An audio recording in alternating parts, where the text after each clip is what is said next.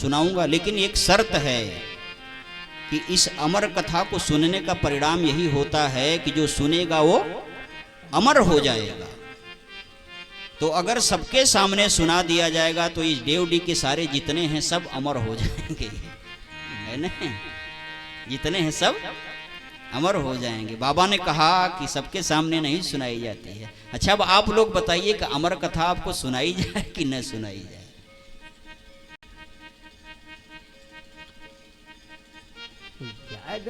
सुना दिया जाए ना, सुना दिया जाए। भगवान की कृपा तो आपके ऊपर है ही, देखा जाए।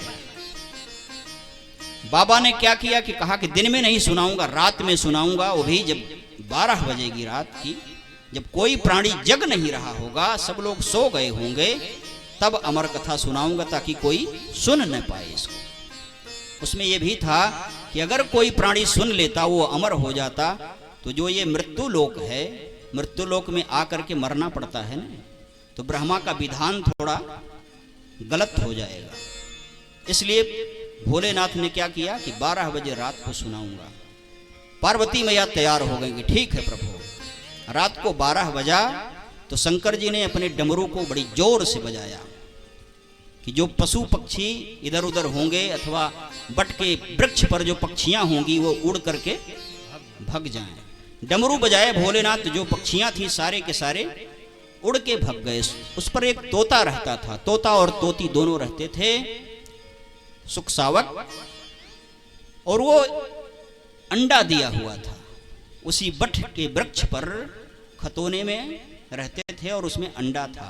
तो जो पिता और माता उसके थे, वो तो जब डमरू बजा तो उड़ करके चले गए, लेकिन वो अंडा कहाँ उड़ सकता है, कैसे उड़ के जाए? वो रह गया उसी में। बाबा ने कथा सुनाना शुरू किया, है ना?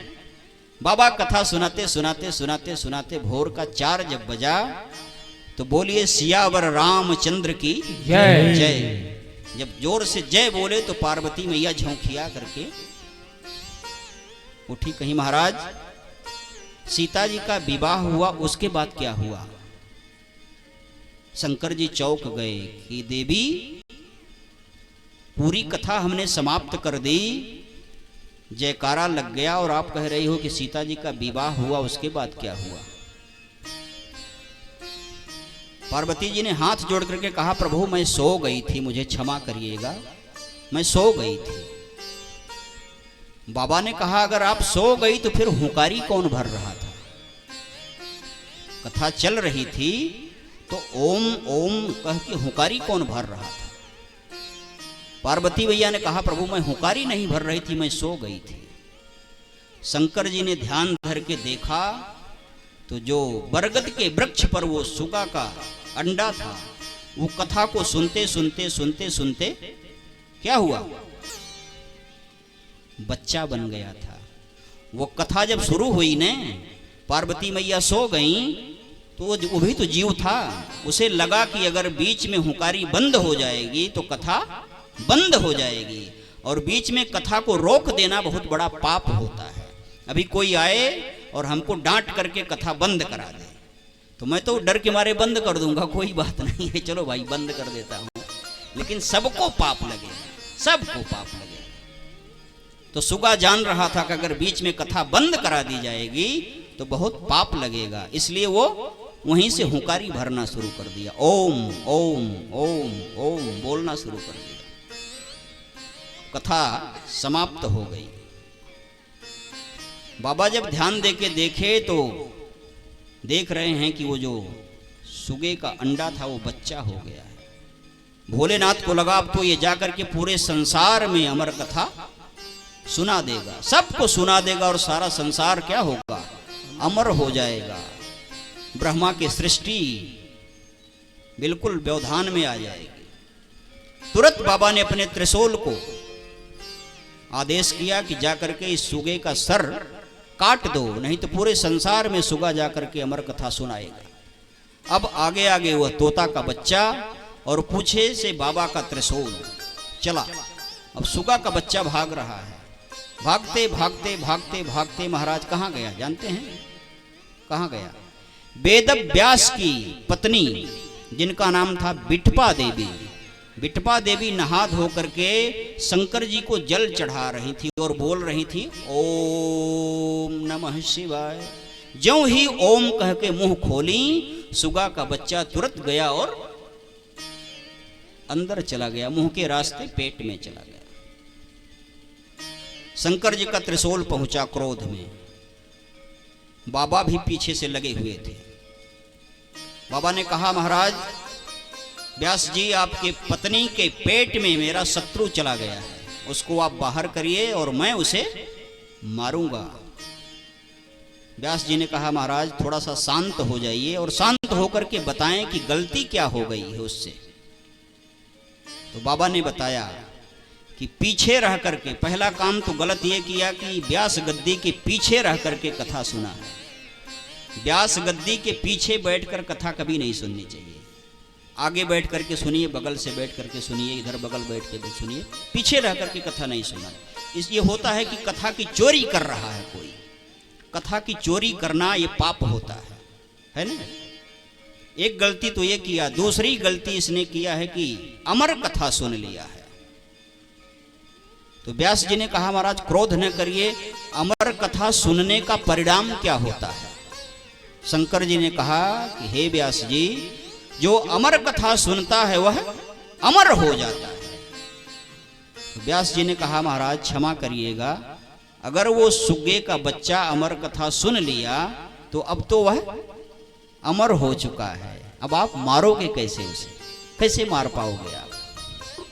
बाबा का क्रोध शांत हुआ तो समझ में आई बात तो सही कह रहे हो आप, अब तो वो अमर हो गया, उसे मैं मार नहीं पाऊंगा। त्रिशूल वापस चला आया। और आप लोग जानते हैं कथा को कि वह सुगा का बच्चा जो था बिटवा देवी के गर्भ में जा करके सालखांड नहीं रहा, 9 महीना 10 महीना नहीं रहा। यद्यपि बच्चा माँ के गर्भ से 9 महीने बाद पैदा होता है, लेकिन वह सुगा का बच्चा गया न तो 1 साल 2 साल 3 साल 4 साल नहीं, 12 वर्ष बीत गया महाराज, वो निकला ही नहीं। अब व्यास जी घबराते थे, बिटपा देवी घबराती थी कि मैं गर्भ से हूं और 12 वर्ष बीत गया, बच्चा पैदा ही नहीं हो रहा, अब क्या होगा। अंदर से आवाज आया करती थी कभी कभी कि जब तक संसार में माया रहेगी तब तक मैं बाहर नहीं आ सकता। व्यास जी बार बार पूछते कि हे महाराज आप कौन हो, क्यों नहीं बाहर आते हो, मां मर जाएगी। अंदर से आवाज आती थी कि जब तक माया होगी मैं नहीं आऊंगा।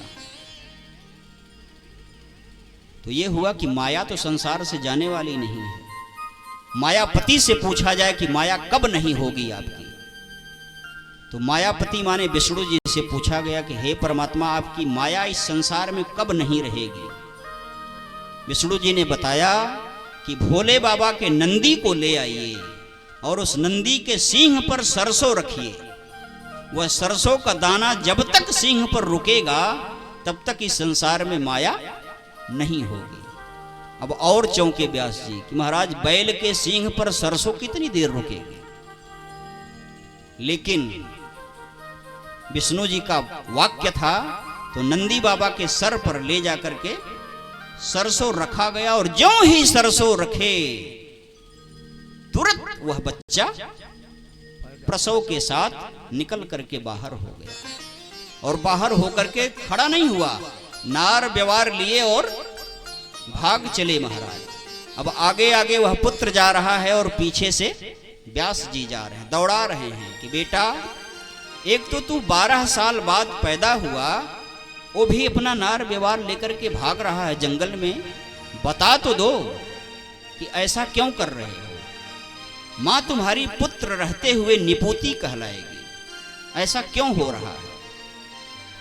लेकिन रुक नहीं रहे, भागते चले जा रहे हैं, भागते चले जा रहे हैं।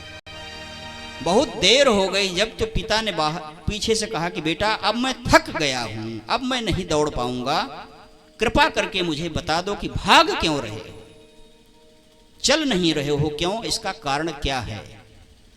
तो वह पुत्र जो है आगे चल करके खड़ा हो जाता है, पीछे व्यास जी खड़े हो गए और आगे दूर पर जाकर के वो पुत्र खड़ा हुआ। वो थे कौन, थे कौन, आप लोग जानते होंगे। उनका नाम था सुखदेव महाराज। वो सुखदेव जी थे। सुख के बच्चे के साथ पैदा हुए थे तो उन्हें सुखदेव कहा जाता है। बहुत ही ज्ञानी थे, आप लोग जानते हैं सुखदेव महाराज। सुखदेव जी ने कहा, हे पिता, मैं लौट करके चल सकता हूं, लेकिन मेरा एक प्रश्न है, उसी प्रश्न का उत्तर दे दीजिए, मैं आपके साथ लौट करके चलने के तैयार हूं। व्यास जी ने कहा, ठीक है बेटा, प्रश्न करो।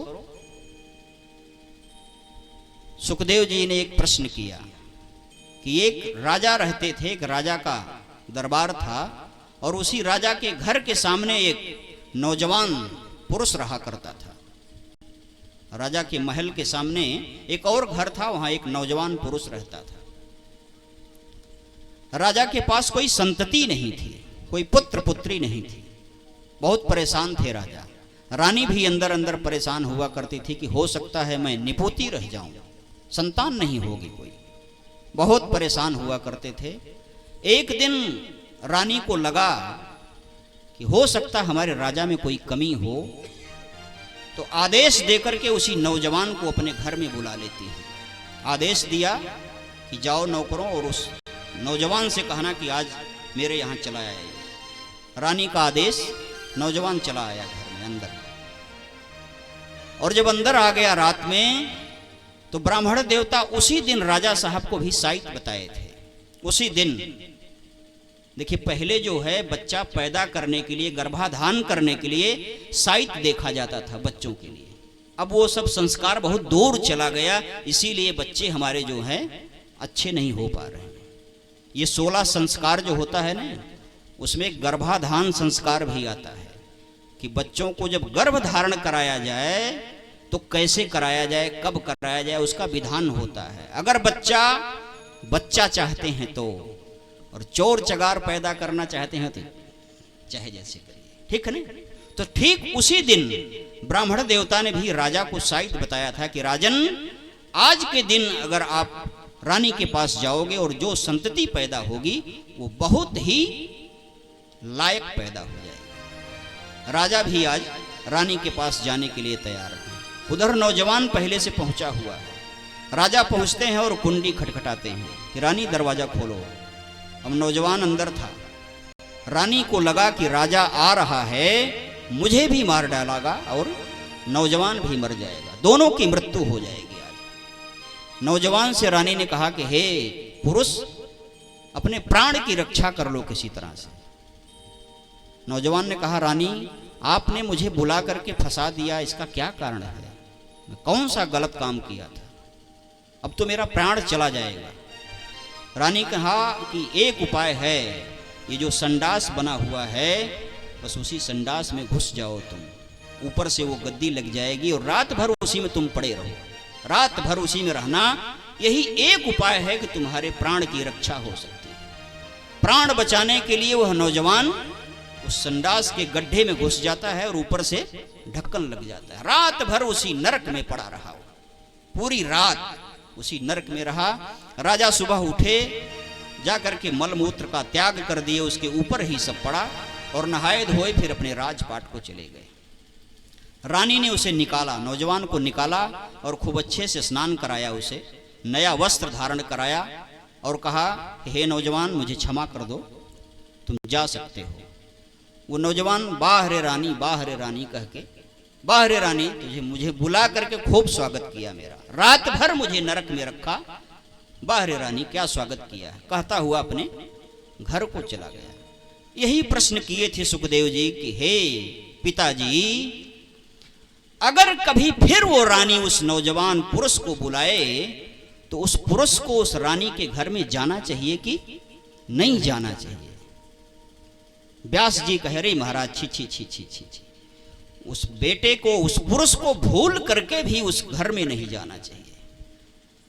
तो सुखदेव जी ने कहा, पिताजी मुझे उत्तर मिल गया कि जो एक रात नरक में रह करके, मात्र एक रात नरक में रहा है और उसे लौट करके पुनः उस घर में नहीं जाना चाहिए, तो मैं तो 12 वर्ष नरक भोग करके निकला हूं। अब आप बताइए कि मुझे चलना चाहिए कि नहीं चलना चाहिए? व्यास जी निरुत्तर हो गए, महाराज चुप हो गए और सुखदेव जी जंगल को चले गए।